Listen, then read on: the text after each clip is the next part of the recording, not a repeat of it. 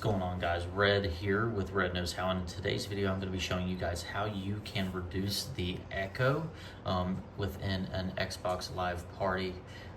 So first of all, what you're going to do is you're going to want your controller, and you're going to want your headset plugged in as well, for obvious reasons.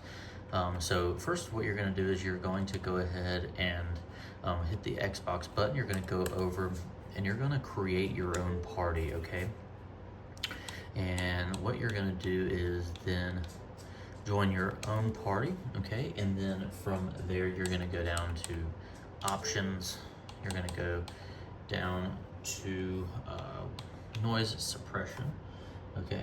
And then down to audio settings, turn that on. So you're gonna want your headset volume, like I have it, to be almost all the way up. You can have it all the way up, but if not, I suggest probably almost all the way up. Chat mixer to stay in the middle, but then you're gonna turn mic monitoring all the way down, okay? All right, and then once you have done that, you're gonna go back to the home screen, so you can just hit back a couple of times, and you're gonna go over to your settings. From settings, you're gonna go general, video and audio output.